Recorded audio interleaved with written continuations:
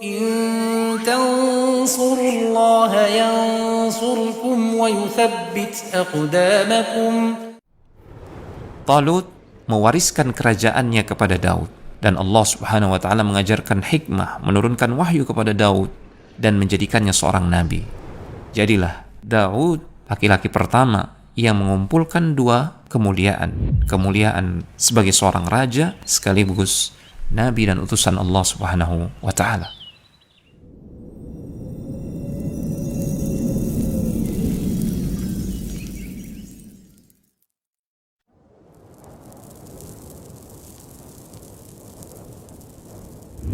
Nabi Daud alaihissalam diberikan banyak keistimewaan oleh Allah Subhanahu wa taala. Di antaranya Allah sebutkan dalam surat Shad ayat yang ke-18, "Inna sakharna al-jibala ma'ahu yusabbihna bil-'ashyi wal-ishraq." Sungguh kamilah yang telah menundukkan gunung-gunung untuk bertasbih bersama dia, yaitu bersama Daud alaihissalam di waktu petang dan pagi. Allah Subhanahu wa taala juga menyebutkan masih dalam surat As-Sad ayat yang ke-19, "Wat-tayra mahsyuratan kullun lahu awwab." Dan kami juga menundukkan burung-burung dalam keadaan berkumpul, masing-masing sangat taat kepada Allah Subhanahu wa taala. Jadi gunung-gunung, burung-burung, ketika Nabi Daud alaihissalam bertasbih, mereka semua ikut bertasbih. Dan Nabi Daud bisa mendengarkan tasbih mereka. Jadi teman-teman, di antara keistimewaan Nabi Daud alaihissalam, beliau memiliki suara yang sangat indah. Dan ini disebutkan oleh baginda Rasulullah SAW dalam sabda beliau. Sahabat yang mulia Abu Musa al-Ash'ari suatu ketika pernah membaca Al-Quran. Beliau memiliki suara yang indah. Mendengar suara beliau yang indah ini, Rasulullah SAW memberikan pujian. Apa kata beliau SAW? "Ya Aba Musa, laqad utita mizmaran min mazamiri ali Dawud." Wahai Abu Musa, sungguh engkau telah diberikan keistimewaan, suara yang indah sebagaimana suara yang indah keluarga Daud alaihissalam. Hadis ini sahih diriwayatkan oleh Imam Al-Bukhari. Allah Subhanahu wa taala menurunkan kitab untuk Daud alaihissalam, yaitu kitab Zabur. Dan ketika Daud alaihissalam membaca kitab Zabur, keluarlah dari lisan beliau suara yang sangat indah. Saking indahnya, burung-burung datang berkumpul mendengarkan bacaan Zabur dari Daud alaihissalam, dan burung-burung itu ikut bertasbih. Kemudian di ayat berikutnya, ayat yang ke-20, masih dalam surat As-Sad, Allah Subhanahu wa taala berfirman, "Wa shaddadna mulkahu wa atainahu al-hikmata wa fasl al-khitab." Dan kami kokohkan kerajaan Daud dan kami berikan kepadanya hikmah, ilmu pengetahuan serta kebijaksanaan dalam memutuskan perkara. Para ulama menyebutkan Daud alaihissalam di samping memiliki kekuasaan yang luar biasa, dia adalah seorang raja, dia diberikan ilmu dan kebijaksanaan oleh Allah Subhanahu wa taala, sehingga dia hebat dalam memutuskan perkara. Dia seorang hakim yang hebat. Kemudian di antara kelebihan yang Allah berikan kepada Daud alaihissalam sebagai mukjizat untuk beliau adalah besi itu bisa menjadi lunak di tangan beliau. Allah sebutkan hal ini dalam surat Saba ayat yang ke-10. "Walaqad atayna Dawuda minna fadla ya jibalu awwibi ma'ahu wat-tayra wa alanna lahul hadid." Dan sungguh kami telah berikan Daud karunia dari kami. Allah Subhanahu wa taala berfirman, "Wahai gunung-gunung, wahai burung-burung, bertasbihlah kalian berulang-ulang bersama Daud alaihissalam, dan kami telah menjadikan besi lunak untuk dia." Daud alaihissalam. Sehingga dengan keistimewaan tersebut disebutkan bahwasanya Daud alaihissalam mampu memproduksi banyak sekali perkakas, ya, alat-alat dari besi dengan mudahnya.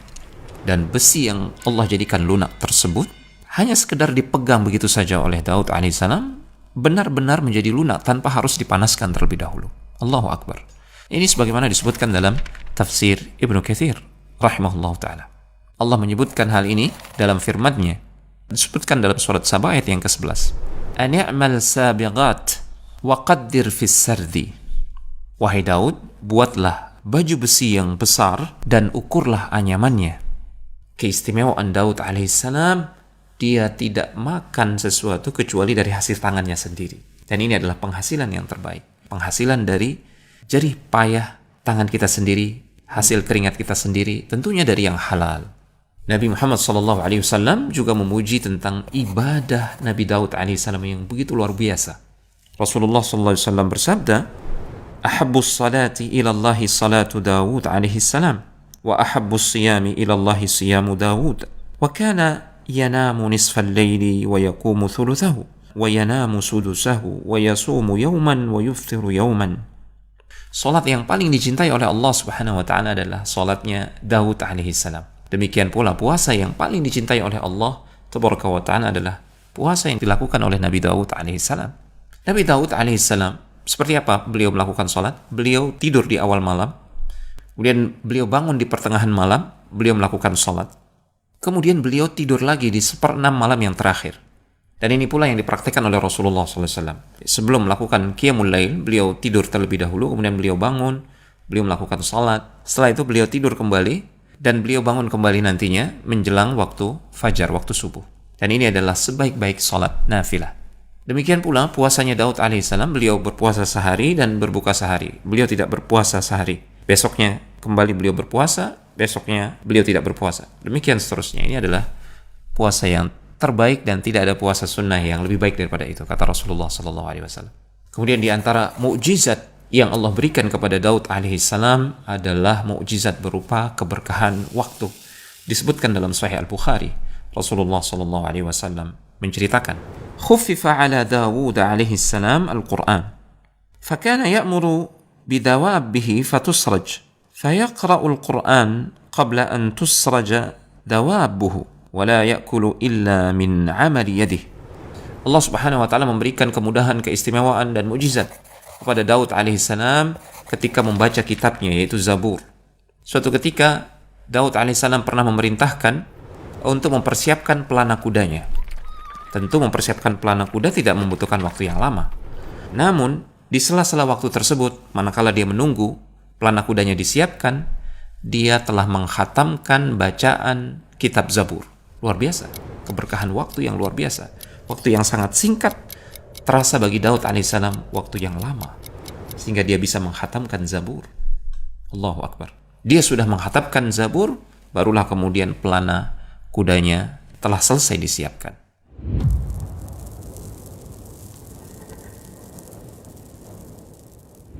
Nabi Daud alaihissalam meninggal dunia di usia 100 tahun. Padahal sebenarnya jatah umur beliau adalah 60 tahun. Lantas, bagaimana bisa beliau diwafatkan di usia yang ke-100? Sebelum menjawab pertanyaan tersebut, kita dengarkan sebuah hadis yang diriwayatkan oleh Al-Imam At-Tirmidzi dalam sunannya dengan sanad yang hasan. Rasulullah SAW bersabda, "Lamma khalaqallahu Adama masaha dhahrahu." Ketika Allah Subhanahu wa taala menciptakan Adam alaihissalam, maka Allah Subhanahu wa taala mengusap punggung Adam alaihissalam. Fasaqata min dhahrihi kullu nasamatin huwa khaliquha min dzurriyyatihi ila yaumil qiyamah. Lalu dari punggung Adam alaihissalam tersebut berjatuhanlah setiap jiwa yang akan Allah ciptakan dari keturunan Adam alaihissalam sampai hari kiamat. Wa ja'ala baina 'ainai kulli insanin minhum wabisan min nur. Kemudian Allah Subhanahu wa taala menciptakan kilatan cahaya dari kedua mata setiap jiwa tersebut. Thumma 'aradahum 'ala Adam faqala ay rabbi man haula. Kemudian jiwa-jiwa yang bercahaya tersebut dihadapkan kepada Adam alaihissalam, lantas Adam alaihissalam bertanya, "Wahai Rabbku, siapa mereka ini?" Qala haula'i dzurriyyatuka.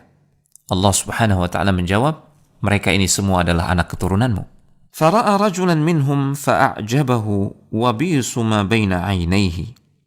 Adam lantas melihat ada satu jiwa yang membuat dia kagum, cahayanya membuat dia kagum. Lantas Adam alaihissalam bertanya kepada Allah Subhanahu wa taala. Faqala ay rabbi man hadha? Wahai Rabbku, siapa dia? Faqala hadha rajulun min akhiril umami min dzurriyyatika yuqalu lahu Daud. Maka Allah Subhanahu wa taala menjawab, dia ini adalah seorang laki-laki dari keturunanmu nanti di akhir zaman. Namanya adalah Daud. Faqala Rabbi kam ja'alta umrahu? Qala 60 sanah. Adam kembali bertanya, wahai Rabbku, berapa jatah umur yang engkau berikan untuknya? Allah menjawab, 60 tahun. Qala ay rabbi zidhu min umri 40 sanah. Adam alaihissalam kemudian mengatakan, wahai Rabbku, tambahkan untuknya usia 40 tahun, ambil dari jatah umurku. Falamma qudiya umru Adam ja'ahu malakul maut. Faqala awalam yabqa min umri 40 sanah. Qala awalam tu'tiha ibnaka Dawud. Maka ketika jatah usia Adam alaihissalam telah habis, datanglah malaikat maut kepada Adam. Adam alaihissalam kemudian mengatakan, bukankah sisa umurku masih 40 tahun lagi? Ternyata Adam alaihissalam lupa. Malaikat maut tersebut mengingatkan, bukankah engkau telah memberikan jatah usiamu selama 40 tahun kepada Daud? Fajahada Adamu fajahadat dzurriyyatuh, wa nasiya Adamu fanasiyat dzurriyyatuh, wa khati'a Adamu fakhati'at dzurriyyatuh. Adam membantah, maka hal ini juga diikuti oleh anak keturunannya. Anak-anak keturunan Adam alaihissalam adalah manusia-manusia yang suka membantah. Adam alaihissalam lupa, maka tabiat ini juga diikuti oleh anak keturunannya. Anak-anak keturunan Adam alaihissalam banyak lupa. Adam alaihissalam melakukan kesalahan, maka ini pun diikuti oleh anak-anak keturunannya. Bani Adam banyak melakukan kesalahan. Maka berdasarkan hadis ini, Nabi Daud alaihissalam diwafatkan oleh Allah Subhanahu wa taala di usianya yang ke-100 tahun. Dari hadis ini juga kita bisa mengetahui bahwasanya Daud alaihissalam adalah anak keturunan Adam alaihissalam yang istimewa. Dan sebelum kelahiran Daud alaihissalam, Adam sudah mengenali Daud, salah satu anak keturunannya. Cahaya Daud membuat Adam takjub dan terpesona. Maka Adam lebih dulu cinta kepada Daud alaihissalam sebelum kelahiran Daud alaihissalam. Begitu cintanya sampai-sampai Adam alaihissalam memberikan jatah umurnya 40 tahun untuk Daud, anak keturunannya. Sekali lagi ini menunjukkan keistimewaan Daud alaihissalam. Lantas teman-teman, bagaimana kisah detik-detik kematian yang akan mendatangi Daud alaihissalam? Bagaimana kisah wafat beliau? Imam Ahmad rahimahullahu ta'ala membawakan sebuah riwayat dalam musnadnya. Dan riwayat ini dinilai sanadnya kuat, sahih oleh para ahli hadis. Di antara mereka adalah Al-Hafidh Ibnu Katsir rahimahullahu ta'ala. Seperti apa riwayatnya kita dengarkan bersama. Kana Daud an-nabi fihi ghairatun syadidah. Nabi Daud alaihissalam adalah seseorang yang sangat pencemburu. Wa kana idza kharaja ughliqatil abwabu falam yadkhul ala ahlihi ahadun hatta yarji'a. Jika ia keluar rumah, maka semua pintu dikunci rapat, tidak ada orang dari luar yang bisa masuk seorang pun, sampai Nabi Daud alaihissalam pulang kembali ke rumah. Qala fa kharaja dhata yawmin wa ughliqatid dar fa aqbalat imra'atuhu tattali'u ila ad-dar fa idza rajulun qa'imun wasata ad-dar. Suatu hari Nabi Daud alaihissalam keluar rumah, maka ditutup rapatlah rumah tersebut, pintu-pintunya dan jendelanya ditutup rapat. Istri beliau yang berada di dalam melihat ke sekeliling di dalam rumah. Tiba-tiba dia mendapati ada seorang laki-laki berada di tengah rumah, padahal semua pintu terkunci. Faqalat liman fil bait, min aina dakhala hadha ar-rajulu ad-dar, wad-daru mughlaqatun, wallahi la tuftadahunna bi Daud. Istri Daud alaihissalam sangat terkejut, lantas dia mengatakan, dari mana laki-laki ini bisa masuk ke dalam rumah? Padahal semua pintu terkunci, tertutup rapat. Demi Allah tabaraka wa ta'ala, Daud pasti akan marah dan murka. Setelah itu Daud alaihissalam tiba di rumah. Daud pun tidak kalah terkejutnya, dia mendapati seorang laki-laki tiba-tiba ada di dalam rumah. Maka Daud alaihissalam ketika itu mengatakan, man anta, siapa engkau?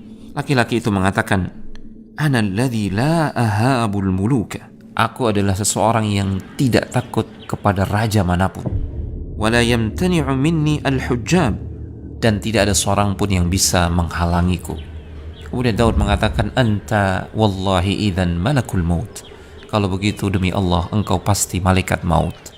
Marhaban bi amrillah, selamat datang utusan Allah Subhanahu wa ta'ala, selamat datang ketetapan Allah Tabaraka wa ta'ala. Bayangkan, dia justru menyambut kematian, dia gembira dengan datangnya kematian tersebut, karena Daud alaihissalam begitu mencintai Allah Subhanahu wa ta'ala, begitu merindukan pertemuan dengan Allah Tabaraka wa ta'ala. Faramala Dawud makanahu haitsu qubidat ruhuhu. Maka bergegas Daud menuju tempat, dan tempat itulah menjadi tempat ruhnya dicabut. Inilah akhir kisah kehidupan Daud alaihissalam, seorang raja yang sangat berkuasa, sekaligus seorang nabi, seorang yang sangat tunduk patuh kepada Allah Subhanahu wa taala, senantiasa bertasbih, yang sangat saleh, sangat kuat keimanannya dan ketakwaannya kepada Allah Tabaraka wa taala. Allah mengisahkannya di dalam Al-Qur'an sebagai ibrah bagi kita semua.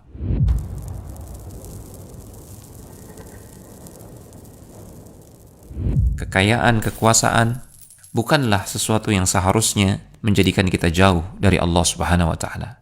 Lihatlah Daud alaihissalam, seorang yang berkuasa, seorang yang kaya, namun beliau adalah hamba Allah yang saleh, tunduk patuh kepada Allah Tabaraka wa taala. Kekayaan dan kekuasaan bukanlah sesuatu yang menjadikan kita takabur, seharusnya. Ini yang ditunjukkan oleh Daud alaihissalam. Beliau adalah hamba Allah yang sangat tawadhu, bahkan lebih mencintai akhirat daripada dunia. Bayangkan, dia menyambut kematian. Dia mengatakan kepada malaikat maut, utusan Allah, marhaban bi amrillah, selamat datang, selamat datang. Kisah Daud alaihissalam mengajarkan juga kepada kita bahwasanya kekayaan, kekuasaan bukanlah sesuatu yang bertentangan dengan kezuhudan, kesolehan, dan penghambaan kepada Allah Subhanahu wa taala. Lihatlah bagaimana Daud alaihissalam mendapatkan pujian dari baginda Rasulullah SAW sebagai raja dan sekaligus nabi yang begitu kuat melakukan salat. Dan disebutkan bahwasanya salat, model salat yang beliau lakukan adalah salat yang terbaik, salat nafilah yang terbaik. Demikian pula beliau begitu kuat dalam menjalankan ibadah puasa. Model ibadah puasa yang beliau lakukan disebutkan oleh Rasulullah SAW adalah sebaik-baik bentuk puasa. Beliau adalah seorang yang abid, yang zuhud, yang sangat kuat dalam beribadah kepada Allah Tabaraka wa taala, yang menunjukkan bahwasanya kekuasaan dan kekayaannya tidak menjadikan beliau lupa diri. Semoga kita mendapatkan ibrah dan bisa mengambil pelajaran dari kisah Daud alaihissalam. Hadza wa sallallahu ala nabiyina Muhammad wa ala alihi wa sahbihi wa sallam, wa akhiru da'wana alhamdulillahi rabbil alamin. Wassalamualaikum warahmatullahi wabarakatuh.